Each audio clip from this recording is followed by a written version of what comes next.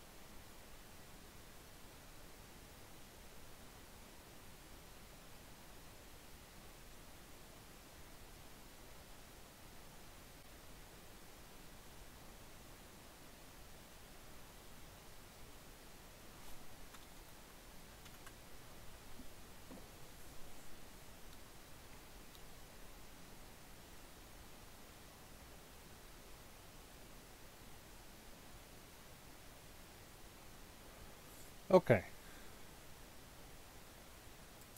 Turn to the surface.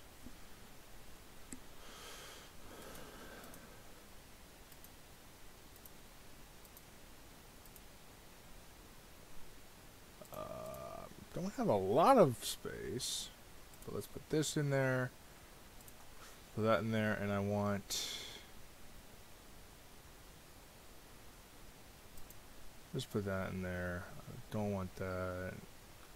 Everything else I'm going to sell.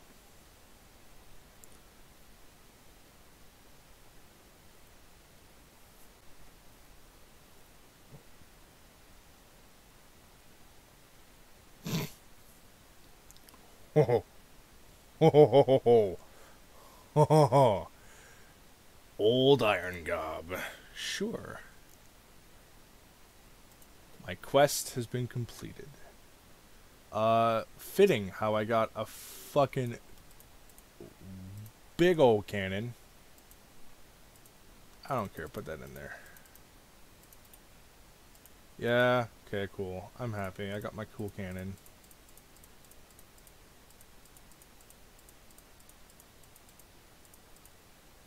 See you later, old friend. You were very fun. Can I just get the credits, please? Felicia and Redo the Mapper.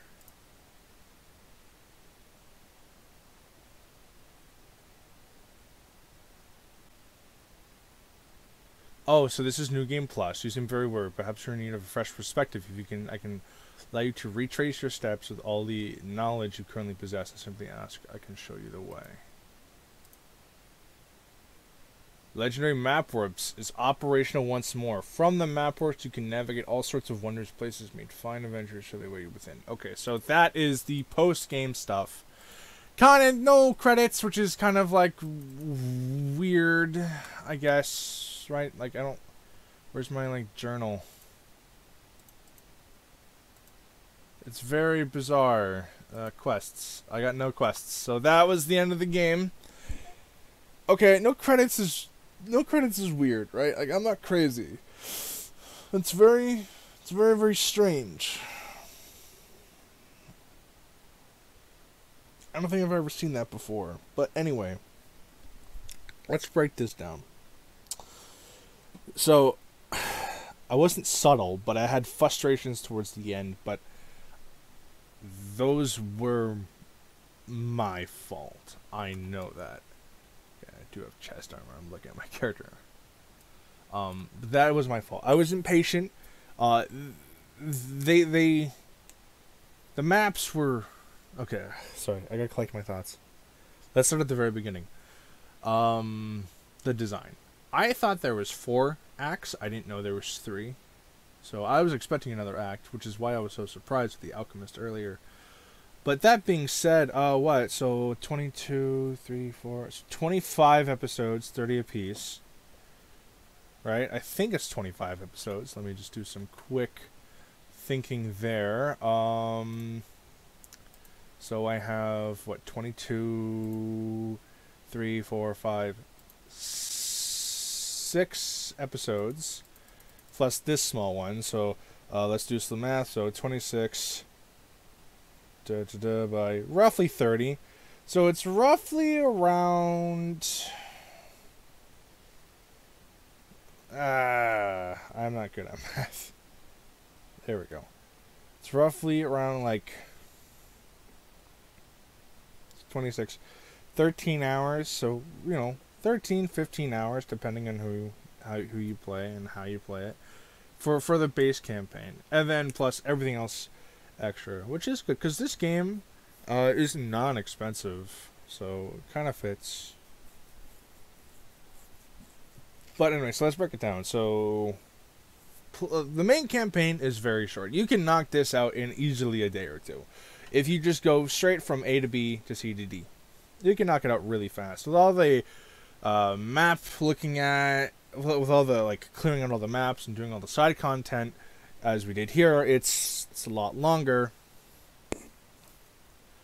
But okay, that's not bad. Enemy variety is very good. I'm so jumbled in my thoughts. So length, I think, is good. I think length is good. Because as I was getting a little bit impatient with the story, it ended. Which is a pleasant surprise. Because I normally have a big tolerance for things, but it could have also let me know, like, hey, this is the final frontier. Like, this is like the last chance. This is like the big battle. It could have done that a little bit better. But I think the plot progression is very good. I do. Map design, fucking 5 out of 10. Honestly, it's so bizarre. Some maps are very well designed. Some maps are horribly designed. Take the desert map, for example. The desert map was so long, I literally had to cut it down. That was like a 40 fucking minute episode. Just me walking around and fighting just goobers. Like, there was nothing really there. There wasn't really there a substance. The only saving grace to the desert map was that really cool 3 mask side quest. That was it. This map wasn't bad. The Battlefield map, I didn't, like, again, you could trim parts off of most of the maps, but for the grand most part of things, there's nothing really wrong with the maps. Some of them are just too big for no reason. So I would give map design a 7 out of 10. Because having a map too big is a much less of a sin than having a map being too small. So, you take what you can and you give leniency where you can as well. Level progression, I think level progression was really swell. Each map or so, you gain around like 2 levels if you do everything. I think that's fine. I feel like I was always on the cusp of leveling up, especially when entering a new area. I like that. The fame bar, I like a lot. It could be better, because right now all it does is it makes better items appear in the shop, and it gives you better opportunity. It gives you more skill points, which is okay in my opinion. I feel like fame needs to do more. It needs to do more. It needs to unlock more side. It can unlock more side quests. So you are encouraged to go back to previously areas, because right now there's no reason to go back to an area once you've completed it. There's no reason. But once you're more famous, more people would be inclined to ask you for help. So that could be a simple thing there. So that's how you get better content, because you could have like a really good quest at the very beginning of the map, but you can't access it because you're a fucking nobody and no one trusts you enough to do it, for example. There you go. Skills, we kind of already went over why cannons are kind of shit, so that's fine. Ultimately though, I do think skills are okay, because every character kind of has the same thing, where it's very offensive focused, very like utility, and they have like a defensive tree. They have a 1, 2, or 3. Now I went all utility, and that's fine.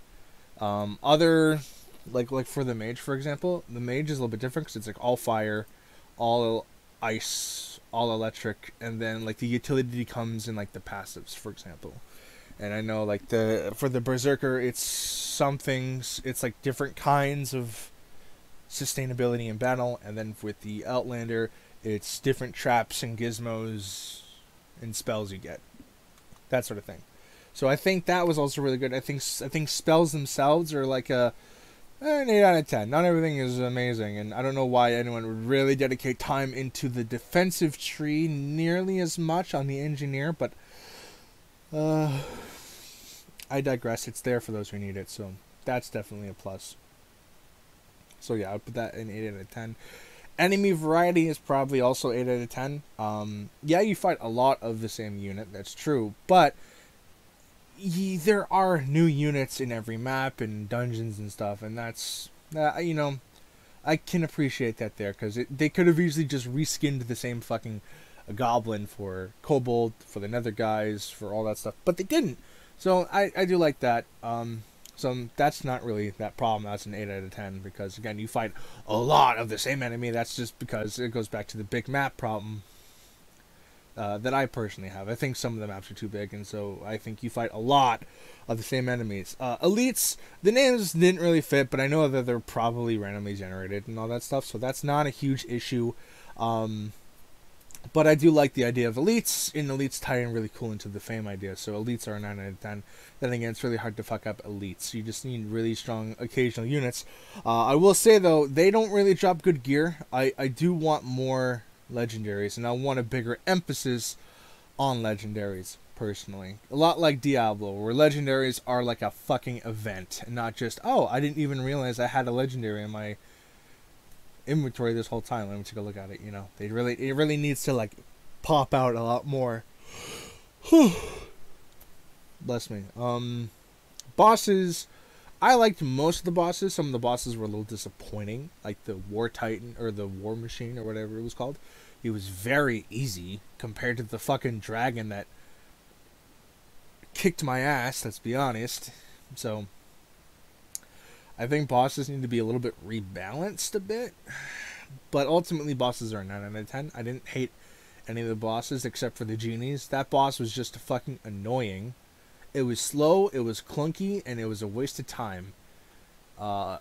Most bosses in the game need to be like slightly tweaked. That boss, the genie boss, needs to be just redone. That boss is very clunky, and that boss is just really fucking annoying. But other than that, bosses are a 9 out of 10. So, I guess side quests are like a 6. Side quests are very, very lackluster. They're just, hey, there's this dungeon. Complete the dungeon. Give me the MacGuffin, and your quest is done. Or fetch this for me, and then kill this guy. Quests are very simple. They're very brain dead, and there's not a lot of them. That's like a 6 out of 10 in my book. It's better than most. It's better than some games, but it's also just like the bare minimum they could have done. Side quests are 6 out of 10. NPCs are like a 4. I don't care about any of these fucking people. Not really. The only NPC I care about is a little raccoon guy. That's because he makes my weapon stronger. That's it. NPCs are like a 4. I don't have any attachment to these people at all. I don't care. Antagonist is like a 2. Yeah, we learn why he's doing what he's doing, but he doesn't even talk to us, you know.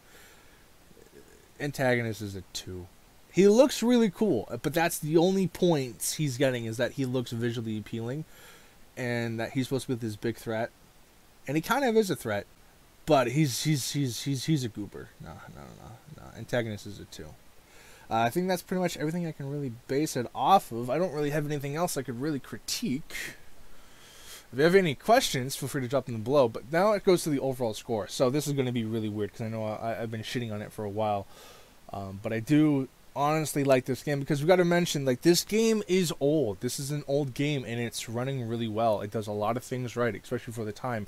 And that's what makes it so unfortunate how Runic Games has completely butchered this franchise, because 3 and on are fucking awful mobile games.